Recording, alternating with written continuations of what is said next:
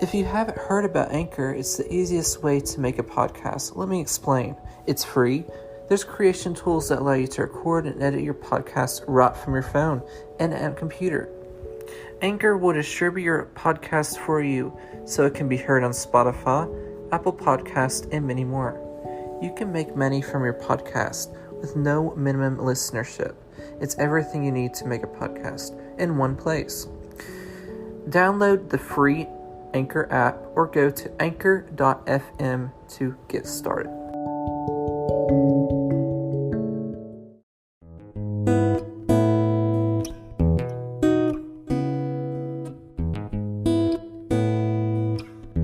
Hello, my name is Derek from Derek and Friends, and I am interviewing my good friend Michael Smaltz. Woo-hoo!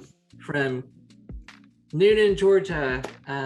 He and I went to Lee together. He is my good friend, and we're going to discuss about what it means to be creative and to be used by God through creativity.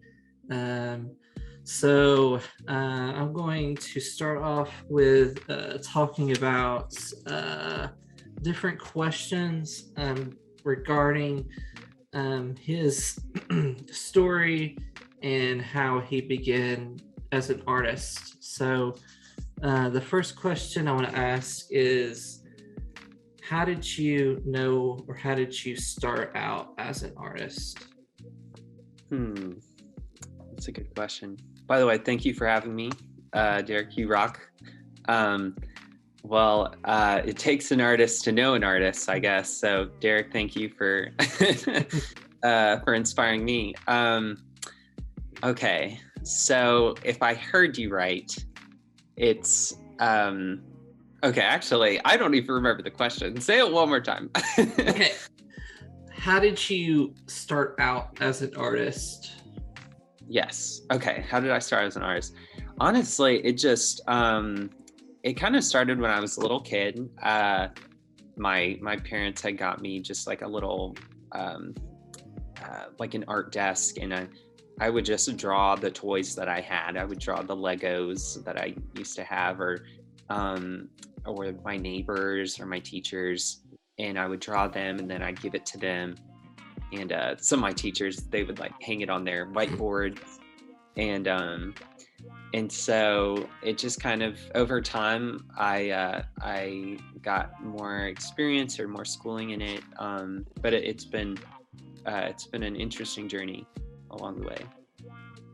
Yeah, it's awesome. Like I feel like I've kind of vibrate from what you're saying. As a kid, like drawing stick people, and then drawing like what I saw, like I could see something and I could draw it and it looks just like what I'm looking at. And just being a child, I guess we start out like as kids what we're going to be when we're growing up, like but we don't know it yet, but we know that we're going to do it later on down the road, like being an artist and a creative. Just I had creativity on my hands, and God used me and guided me through that. It's like, and you inspired me a lot too. Yeah. Like when we met in college, even in like the graphic design class, because I really didn't know much about graphic design until I met you, and you really helped me like with logo making and stuff. And so yeah, this is the perfect collaboration. Yeah. It's like how, like it's like similar to what a beautician, they cut hair when they were kids, and us, we drew. And it's like every other creative has their own start in life, and I guess as kids we grow into that as adults. It just molds us and makes us, who we're going to be. So, yeah. It seems like it gets more strict, I guess. It feels like like there's more, I guess maybe in my experience, it seems like when I was a kid, it was like you just draw whatever and you draw it how you want. And then more, I guess, high school, college, it was more like there were a lot of restrictions and rules, but at the same time, they did encourage you to kind of go outside the lines. But when you apply like the basic, I guess, guidelines or something of drawing, and so it's a bit ironic at times because like there's times where you can be more loose, but then other times more you have to be a little bit more tight. But I guess it depends if you're going for realism or abstract, and so I guess it depends on the person. Guess like the teacher wants us to be the best artists we could be. Like I had Mary, we had Mary together. Yeah. And she pushed us to be the best. Mary, yeah. And she's just down to earth. She helped us through every single problem. Helped us. Yes. It was like she was our little little inspirer. Yeah, a little muse. She had this baby. Well, she had this big baby bump, and yeah, she was pregnant, I think, when we were having in our class or something. But no, she already had her baby, I think. I don't remember. This was so while ago. But I feel like just her teaching us that stuff and us applying that stuff helped me to step out of my comfort zone and create like drawings. It inspired my love for charcoal and graphites, and it was the whole Lee experience really molded me. I agree.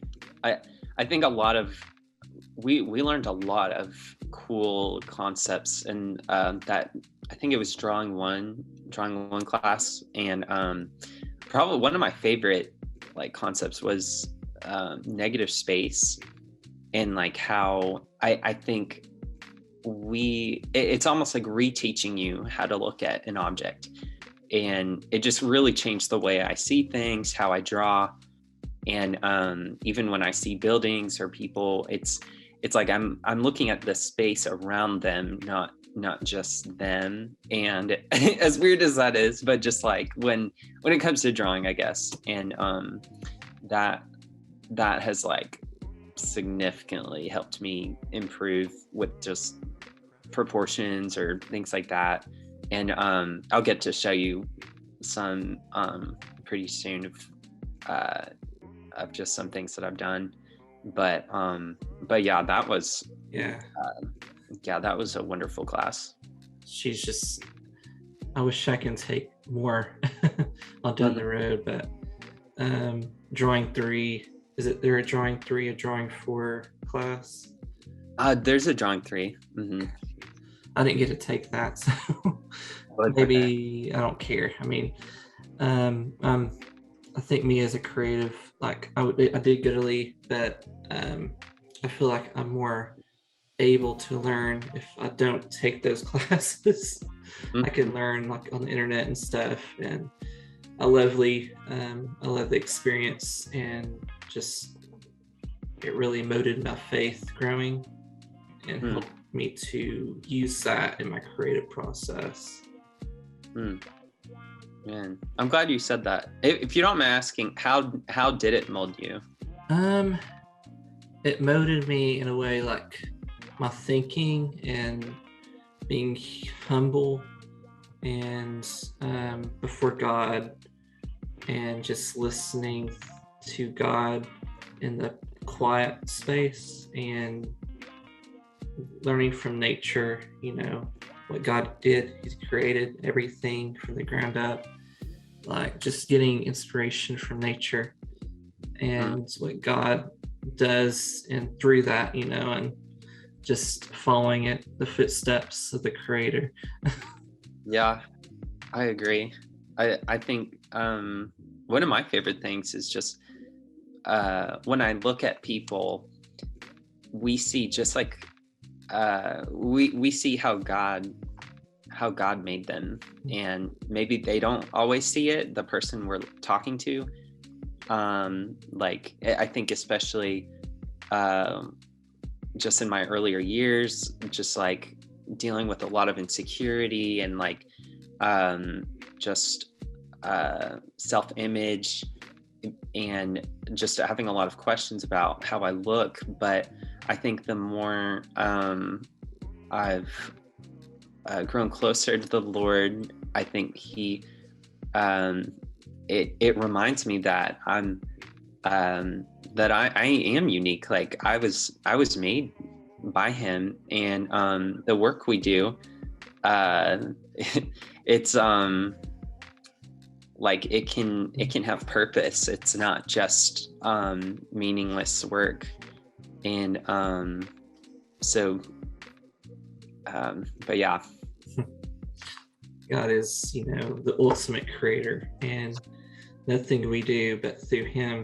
Like He uses us, and at times when I create, like I don't feel like creating, but I just get out of my foot zone, and open a paper, take out a paper, and just start sketching, and just do it, because just the doing, not the just procrastination, but just, getting out there and doing it. It just makes you motivated. Yeah, it's kind of like when you do one, you it kind of motivates you to try another one. Sometimes, and even if it's not even the best drawing or something, like I guess maybe that can give you a desire to keep practicing and stuff. Like our mind plays tricks on us, like, should I do this? Should I do that? Should I not do this? Should I not do that? Like we keep like just learning to tune the mind out and just do it. Well, actually, it's kind of funny because I feel like I'm asking questions all the time when I'm making work. So that makes us different, but that's a good thing. We do work differently, but that's not a bad thing. There's like good and there's bad.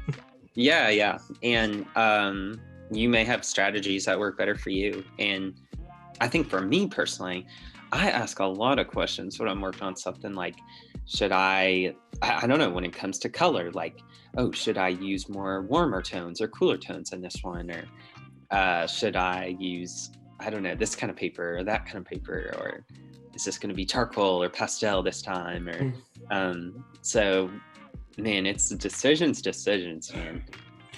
They mold us. They really are the footprints that we make.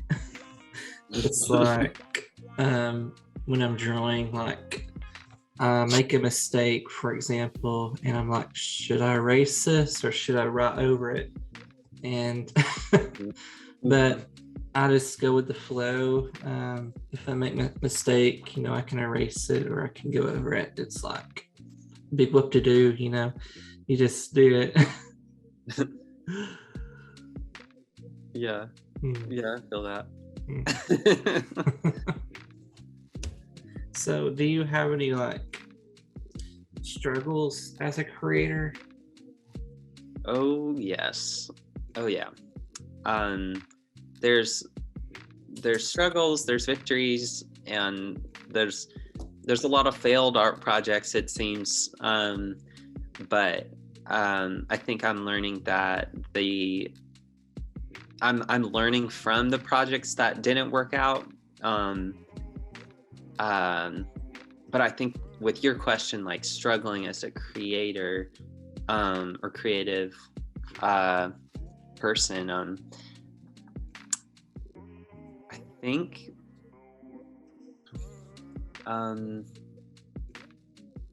sometimes it has to do with maybe having confidence of like,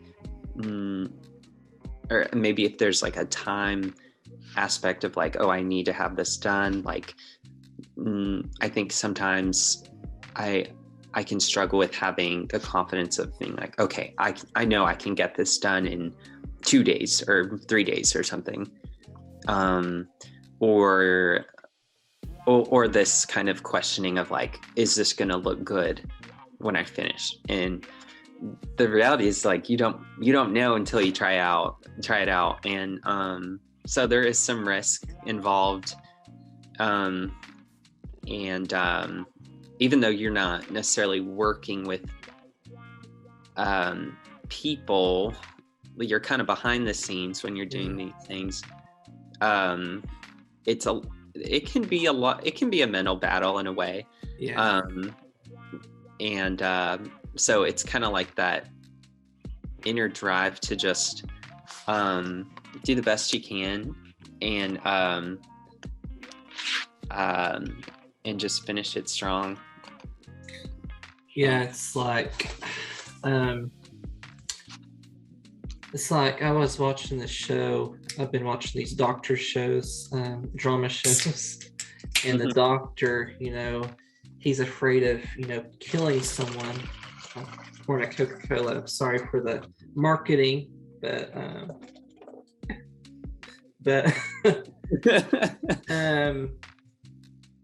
love Coca-Cola. I love the brand. But the doctor who's cutting someone, like he's afraid of killing them because with like in surgery. Yeah, and he pushes past that because he's fixing or healing what's going on. It's like me as a creative, I'm afraid of messing up, of ripping at my artwork, but I don't know if it's that catastrophic. I guess I'm trying to find an analogy to what they go through and what we go through. Like, I guess making a movie for a professional movie studio, and you're afraid that you edited something wrong in it, like you added a Coca-Cola can in the middle of the dinosaur park, or putting like a placing an iPhone in an 1800s maybe. It's like, oops. Like it can seem out of place. Yeah.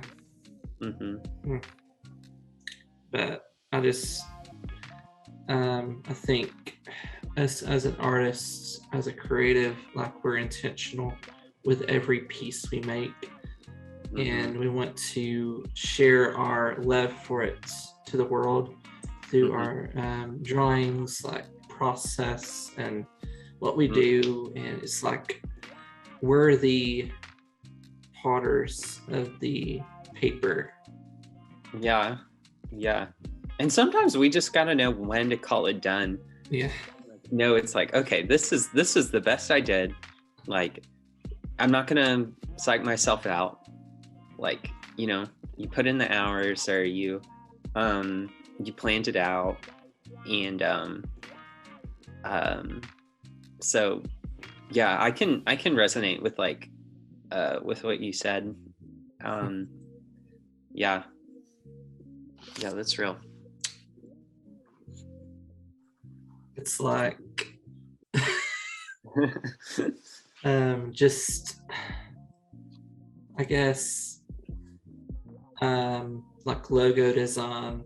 I want to make it really minimalistic, but I don't want to be too minimalistic. But when we had Dr. Holt, he taught us about how when we make a logo, we can't have something that's going to not be able to resize, like how big or how small we make. Like make it like fit, in a way that it can be resizable, and just there's a lot of other logos out there like Coca-Cola. There's Sonic. There's many other countless logos. Do you have a favorite logo design you made in Dr. Holtz? I do actually. Do you mind if I show it? Sure. Like, can I share it? I have some of them on here. If you give me just a second, I may be able to find it. This might take a second. But yeah, I think making it legible, having a logo that you can see from far away, that is so important. Because I've made things that had a lot of detail and they looked good, but it sometimes, like, you need to make it more generalized, but not too generalized though. It needs to have some, I don't know, it needs to have some detail, I feel like. Yeah. But you can't then you have a logo like McDonald's or something. Yeah. And it's like the big golden arches, like, you know what it is, and it doesn't need more details. But then I'm thinking of okay, what's another one? Chick-fil-A's logo, I guess. Like, it's the whole text, the whole word written out, but then you have like that little detail of like chicken, the C. And when I was a kid, I didn't notice it, but then I think they recently kind of updated it, and I think it's a little bit more noticeable now. But it's always been a wonderful logo. But Chick-fil-A is the Lord's chicken. It's like every time I go there, it's like a home away from home. It's like you're in a little chicken house. Not literally, but they're making chicken, and just go in there. You know, you're gonna run into a Christian who's gonna say my pleasure. Right. But, I was wondering, can you allow me to share? Oh yeah. See chat. I'm trying to figure out a way.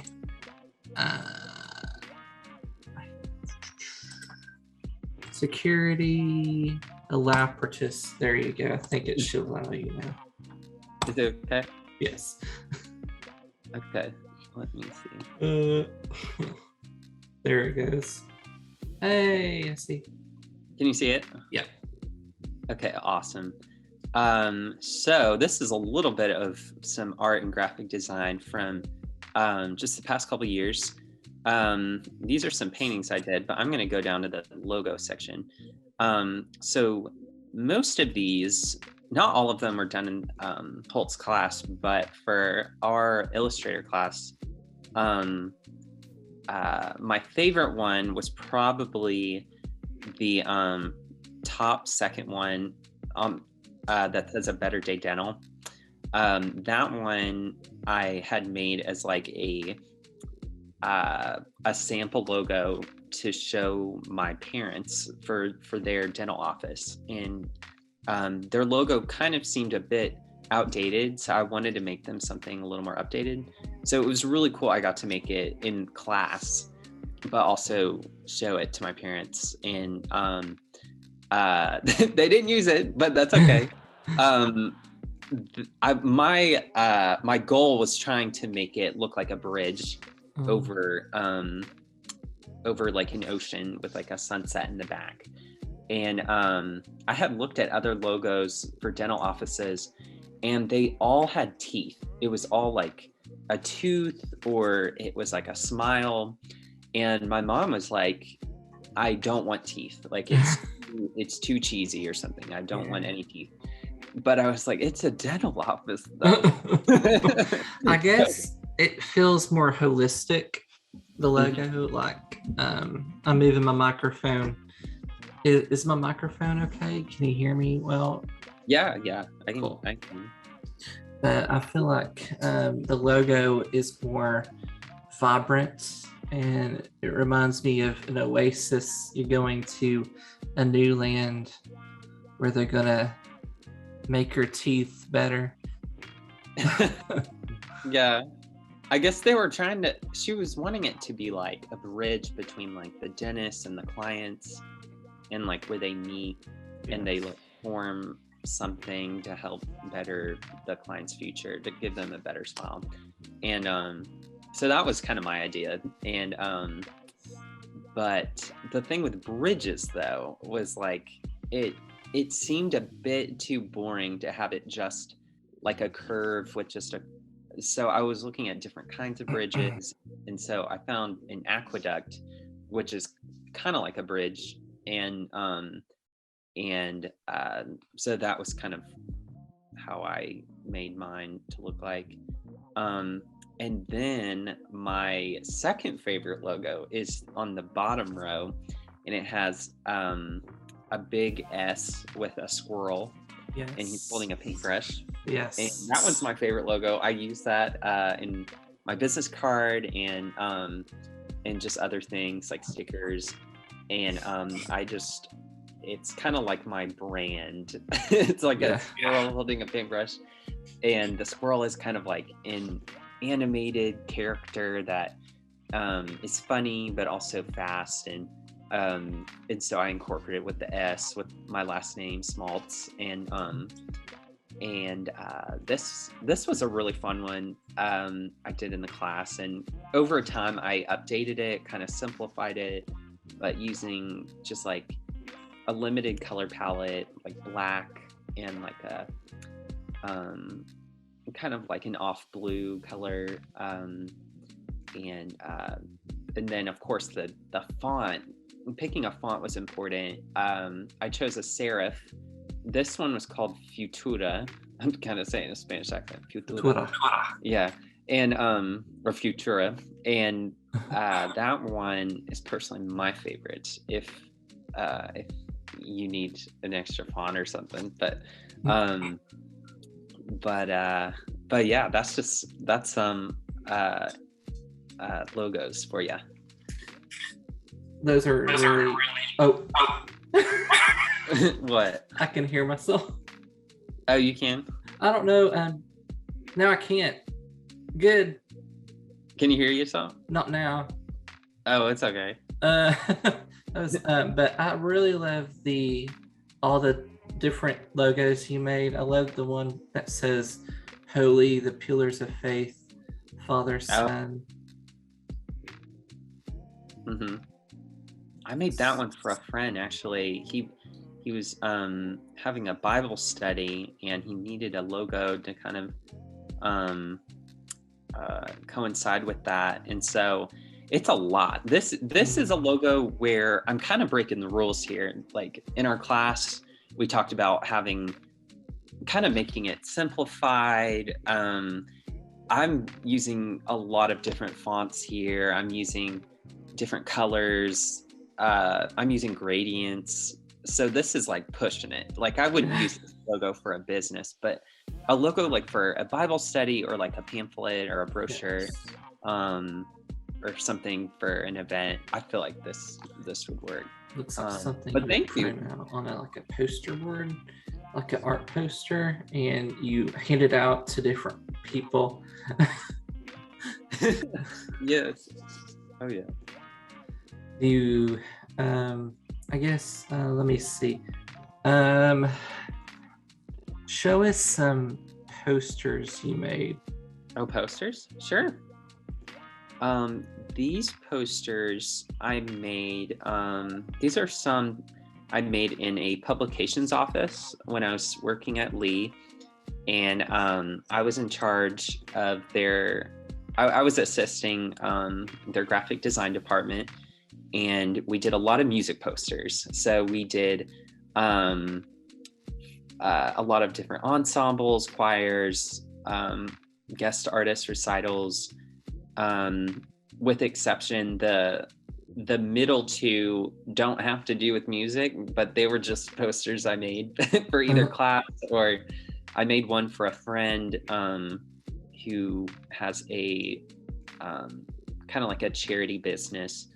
And so that middle one is called Love Box, and it's got some pictures that I've some drawings that I've done, and then some photographs that my friend had made, and we kind of collabed on that one. So that was a fun project where it was photography, graphic design, and art all together, and that I feel like was a really cool way to do it.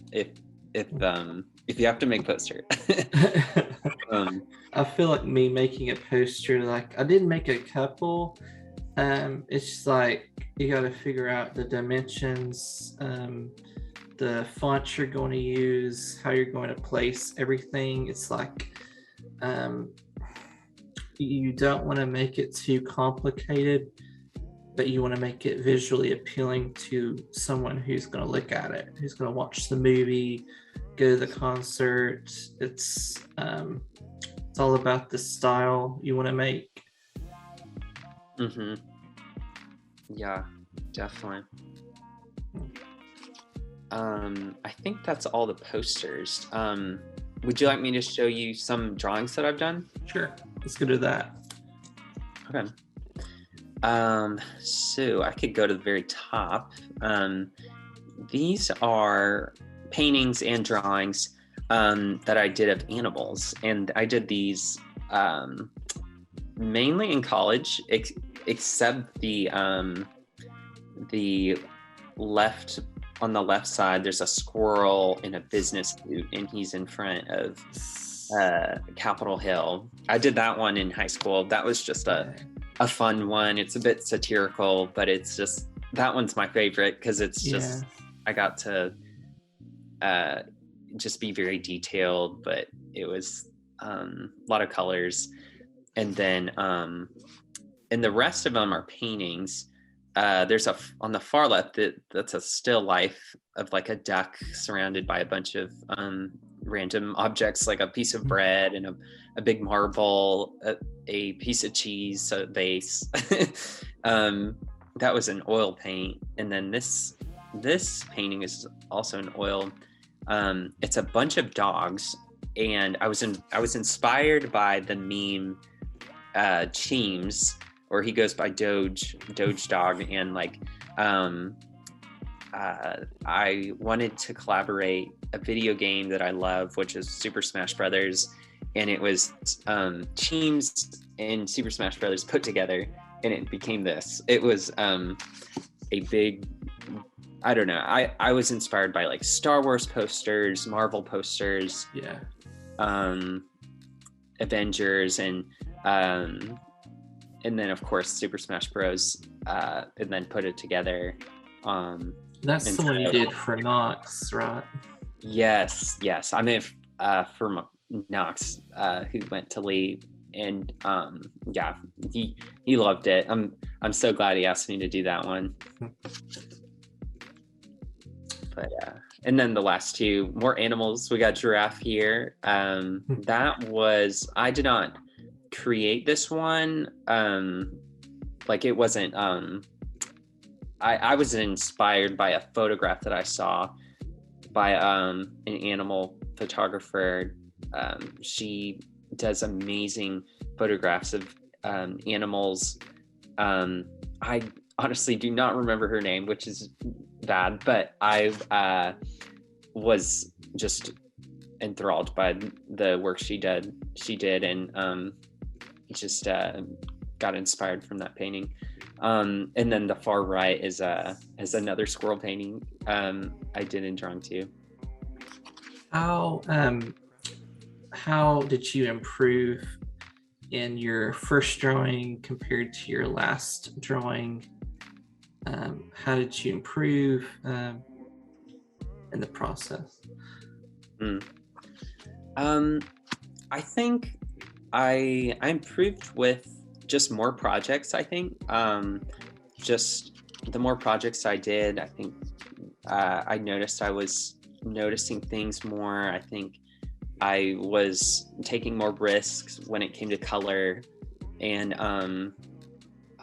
using like non-local colors, like using greens for people's faces or blues for shadows and things that you wouldn't normally see in real life. But like I feel like I kind of started noticing things over time.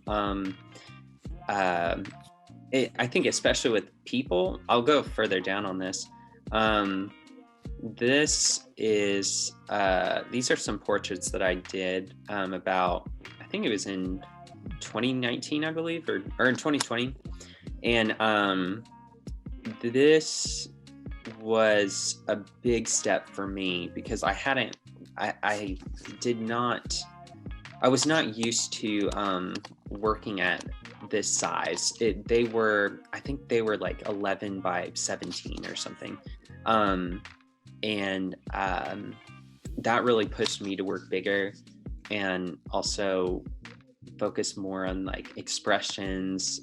Because I think when I'm working on an art project, it's normally like, okay, let's just fill it in as fast as we can. Yeah. And sometimes that's good. Sometimes you need to get the gesture in, and and then further on, I did a variety of things. So instead of just doing people our age, like in their 20s or 30s, I was doing more people that were older or people that were younger. So I think that was something that challenged me, because like the human face, like it's gonna look different like when you're 5 versus when you're 50. And so on this left side, this is a picture of some kids of my previous boss, and it was for I think it was a Mother's Day gift. And but this was a really cool opportunity because I had to study their face and but also just kind of have fun with it, using some guides. And so that was a challenge I kind of saw improvement on with young children. And then on the far right is a portrait I did of my grandfather. And this was in oil pastel. And I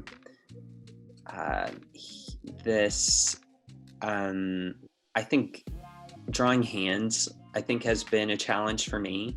So I was really proud of this one, of how the hand turned out. And just using that sketchbook and asking people for advice. I think learning how to be okay to ask for help and know that it's okay. Like, you don't have to be perfect as an artist, and that you need to ask for help. Like, critiques were meant to be beneficial, not detrimental to you. And so I hope that speaks to you. Yes. Or anybody. I know that I asked you for a lot of help, and you asked me for help. And just going to you because I didn't know how to draw this the right way, and you helped me to be better with how I developed the drawing skill. Like, I don't know how to draw hands, like, but now I think I know a little bit more how to draw a hand, but I still need more work on it.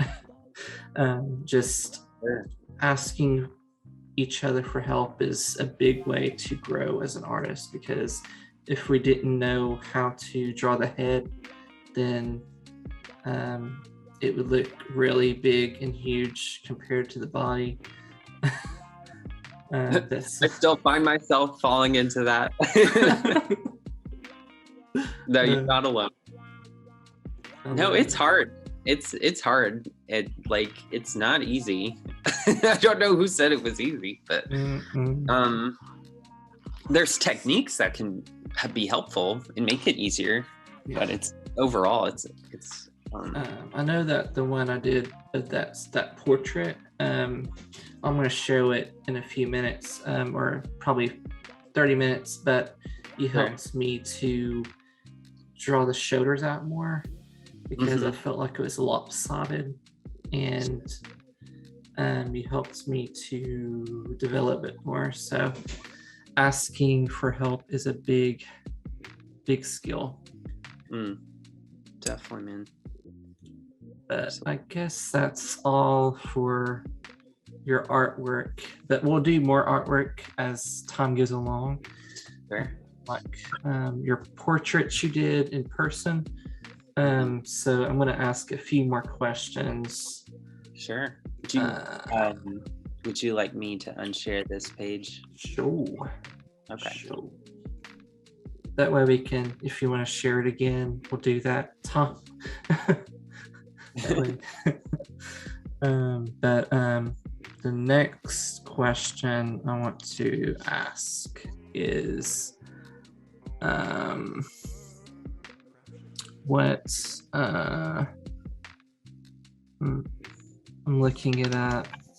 I wrote so many questions, so many different words down. So have you done any artwork for the church? And well, you don't have to show it, but you can describe it. Like what have you did for the church? In what ways? Like describe that story. Artwork for the church. I have done honestly, I haven't really done much for the church. I guess I've done pieces for maybe church members, like kind of just individual pieces. But I will say I have a future opportunity to work on something at the church I'm at, and it's kind of been postponed for a little bit. I was working then, and it just didn't quite work with my schedule. But there was one really cool wall art idea, almost like a mural in a way, that would be painted on a wall, and it was going to be a bunch of mountains, and they were going to have different titles of like different themes, and that was one future opportunity.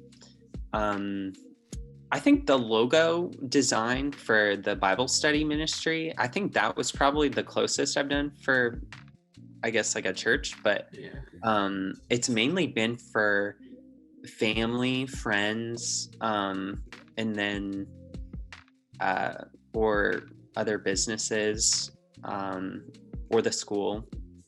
And but I will say, even though it hasn't been just not as much for the church, I think I can still it's still a wonderful opportunity either way, and but yeah, hopefully more to come. It's like it's so much fun being an artist, because with how much you're emoting and the people you're meeting, and it's like you're a celebrity, but you're not. But you are, and just sharing your artwork to the world and them seeing it and then buying it if they want to. It's like it gives you momentum, and your heart just being poured out to the world. Yeah, definitely. I am going, I guess the next I'm going to share my artwork I did, but yes. I'm going to ask you. It's got to be you too. Yes, both of us. Like, we mold each other, we build each other up. Yeah. And just us being artists, we are brothers. That's true. It's like I wouldn't know where I would be if I wasn't an artist and a Christian. God molding me, making me, using me. Like, I'm his art, and he is the artist, the ultimate artist. just using me in every way, like every conversation, pointing back to him, and just, yeah, it's amazing. Like the art I make, I want to help inspire people. I made this one artwork for my mom and stepdad for their anniversary and for New Year's. Yeah, please show me. So, ooh, that's so cool. The bells. What else?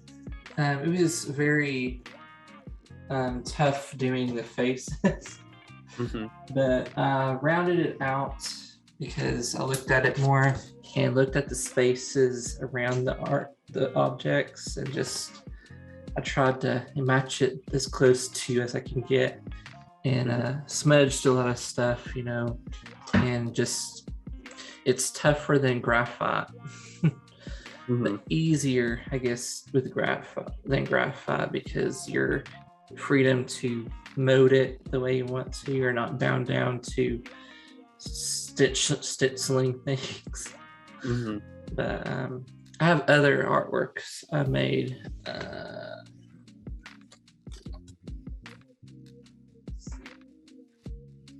Do you have ones of nature? I feel like you did one of like mountains, or you made one for me that was like of a log cabin. Do you remember? That's at my apartment, and I love that one. It's like it's just like a cool, I don't know, it's a great landscape, and then this cute little log cabin. And was there a car in front or something? I forget. Yes, it was a Jeep. The Jeep, yes. And I have it on my Instagram. I have an option to share my screen with my iPhone.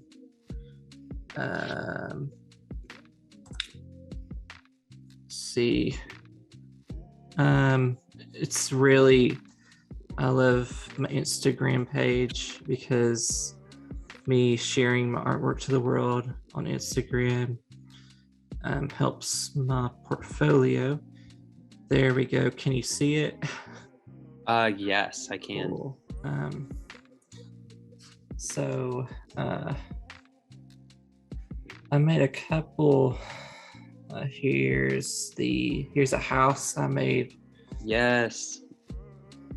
And just, you have such a cool style with pen. It's really cool. Like, ooh, I didn't see this one actually. Yeah. And even like the way you write it out at the bottom, like it feels very personal and like I don't know, I like that one. It reminds me of a photograph or an ode, one of those ode postcards. It reminds me of a Polaroid for some reason. Yes.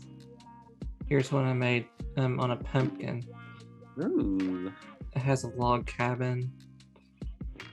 Yeah. I feel like I keep saying ooh. That's the only word I can think of. I think added a log cabin. I painted it. Nice. I love that one. Yeah. That one with me. Wait, show me the cat. Show me the cat drawing you did up there. Yes, that one. I like that. It's like really stylistic. Biting its tail? Yeah, sleeping. Oh, it's probably just like resting next to it.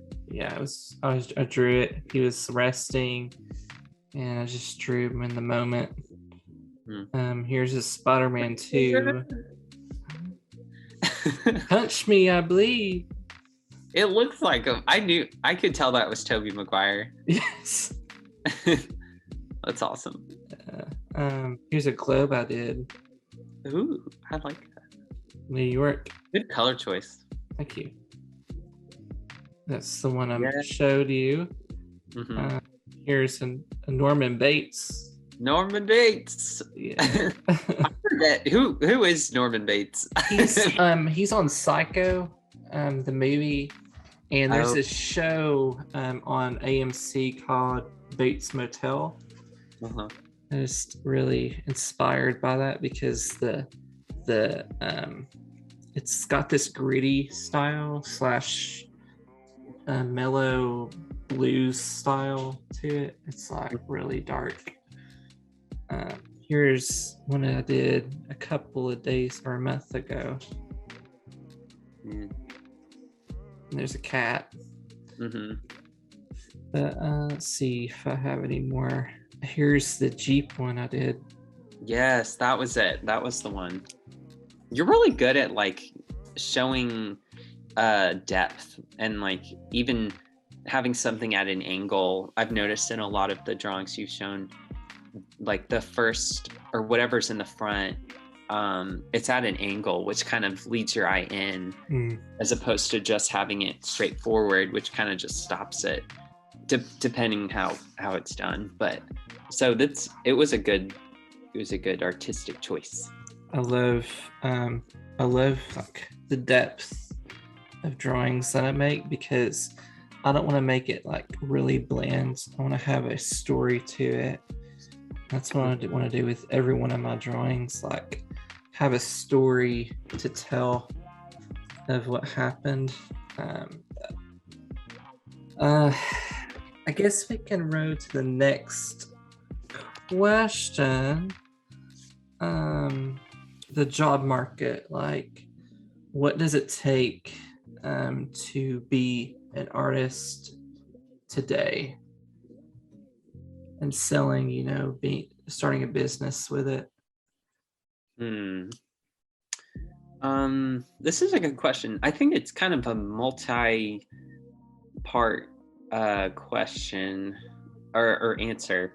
I think it takes perseverance. It takes a community. It takes friends that good connections, a will to just to try, and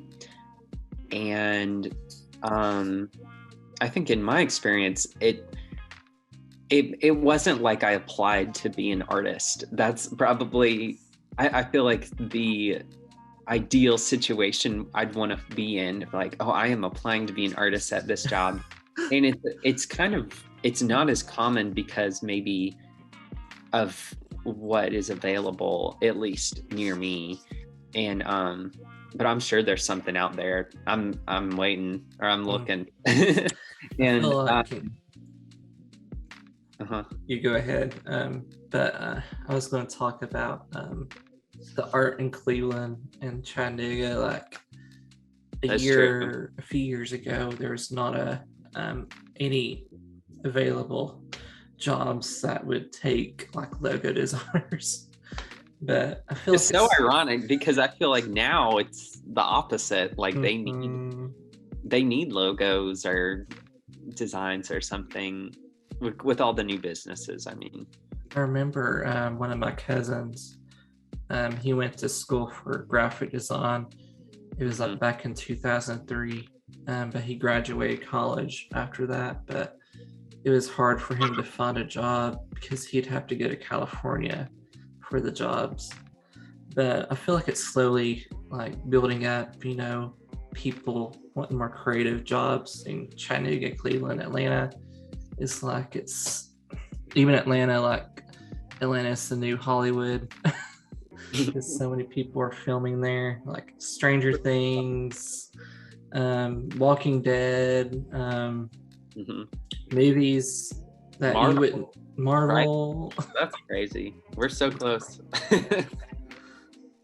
Like I think we went to Sonoya, Georgia. You and me went down there. It's a beautiful town. It was.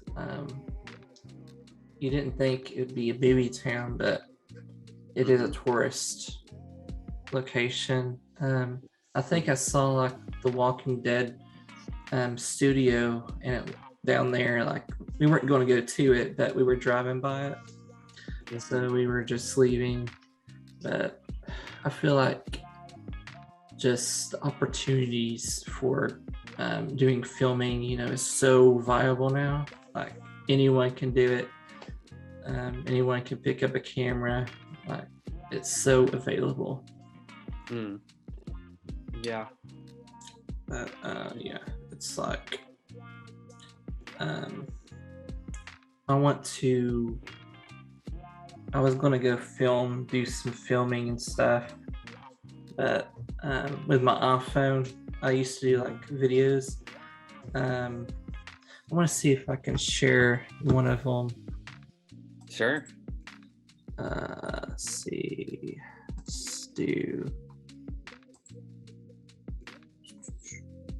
Try that. But do you have any experiences with filmmaking or friends that filmmake? I don't really have experience in filmmaking, but I do have a suite mate that was in filmmaking, and in his degree.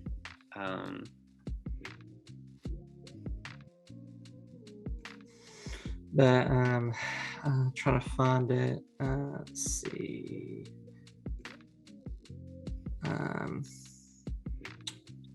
There it is. Oops, no, it won't share. Oh, that's okay.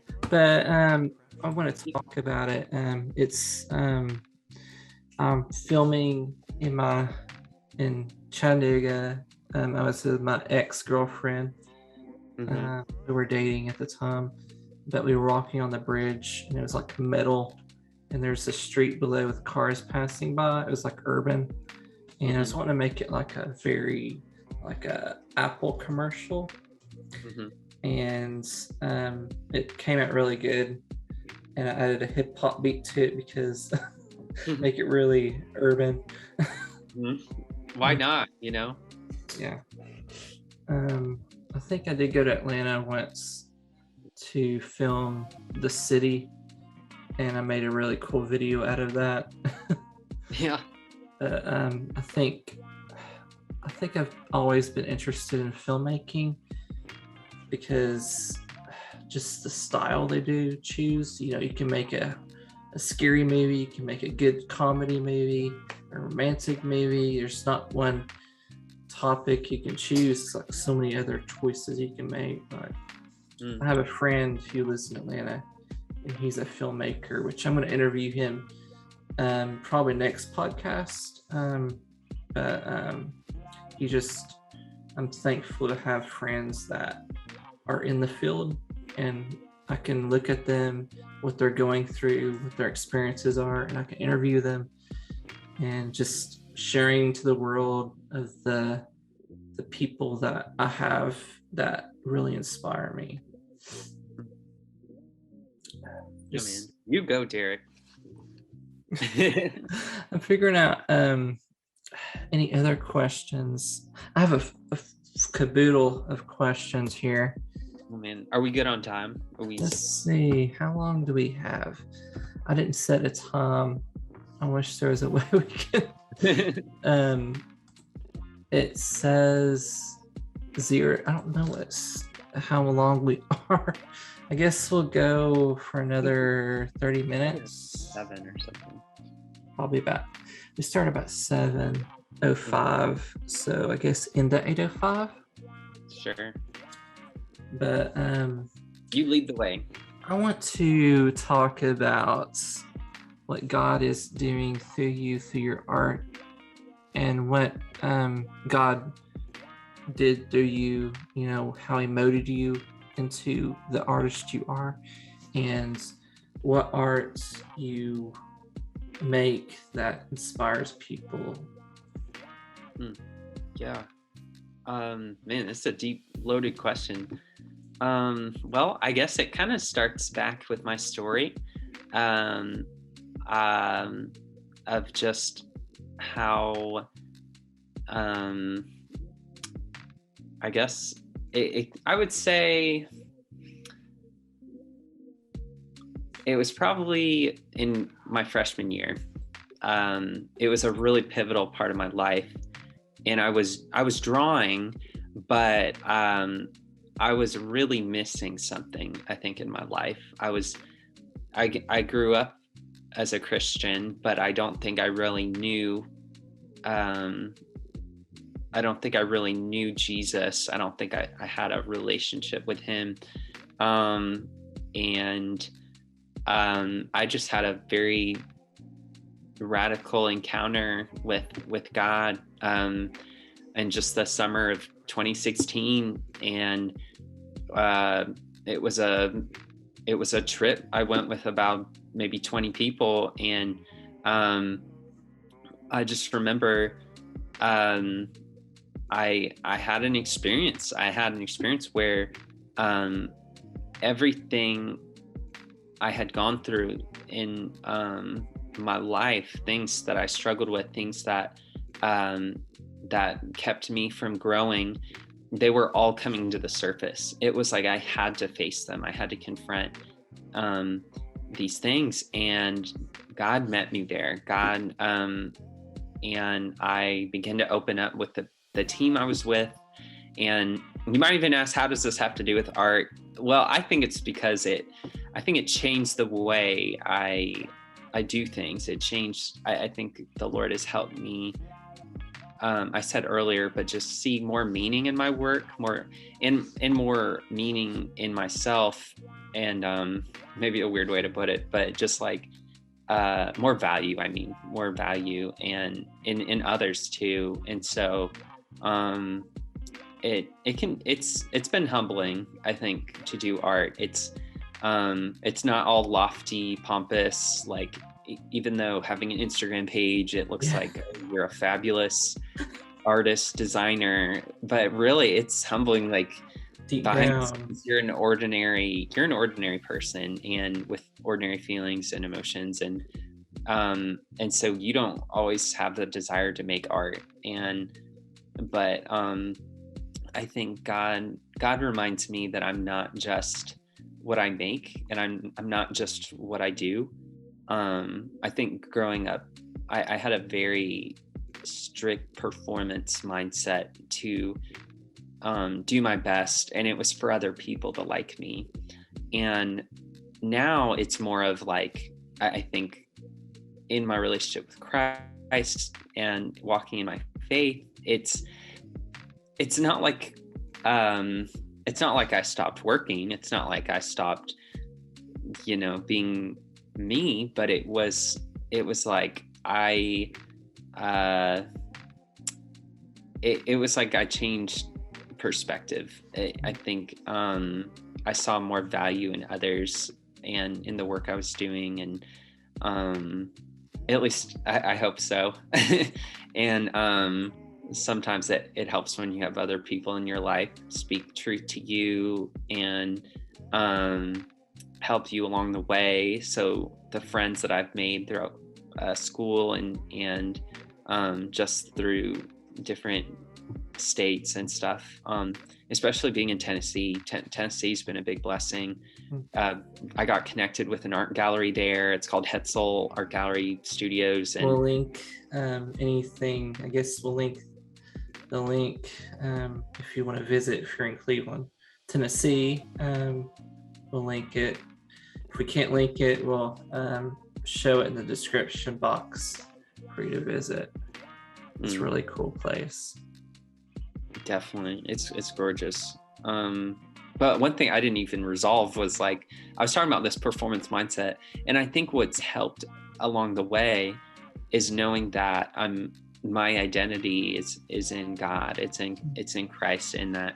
And where do we find that? We find that in His Word, in Scripture. And one of my favorite verses is, it's technically it's a psalm, but it's David is saying it in the Bible. He's like, I praise you for your wonderful works. Like, for I know I'm fearfully and wonderfully made.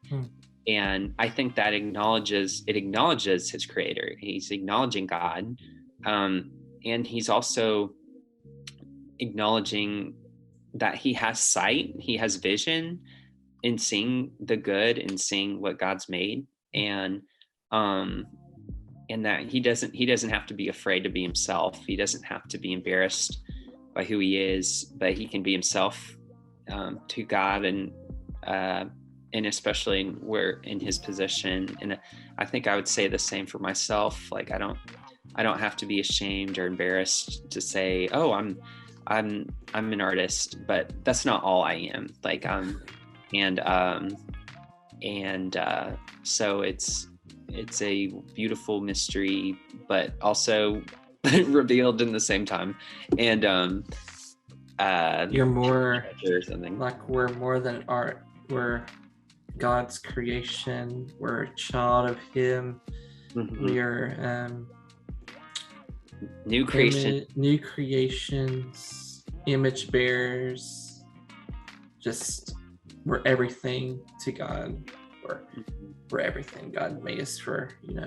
For community and for each other. We're not meant to do it alone. It's like we ask for help when we need it. We reach out our hand for a guiding hand to help us, and we're not meant to suffer alone. We're meant to suffer with each other, and that's the beauty of what God put us here, so that we can love each other the way God loves us, to love one another, and to share their burdens, to carry the load. It's like me as a Christian artist, like I share the burden of what you go through as an artist, and I can pray with you, I can console you, help you through any problem you're going through. It's like we're each other's counselors. Sure. Yeah. Accountability. Mm-hmm. But I want to do a multi-part episode. Sure. Yeah. Like have another day to interview you, because I feel like there's a lot more to wrap, and we can go in depth with each question and just make it like maybe a series.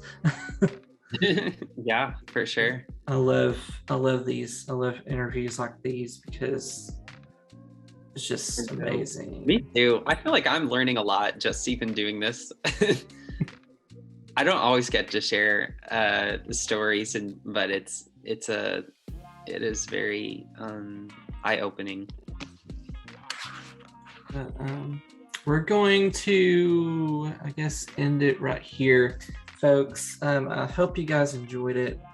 Hope you guys loved the stories that we told, and just help to motivate you and inspire you to create. And just our heart, for you guys are so important, because just the heart of the artist, to share to the world of what we go through, and hopefully our experience help inspire you to do new things, step out, in faith, and just make new stuff. So we're going to end it. Hope you guys have a great and wonderful week,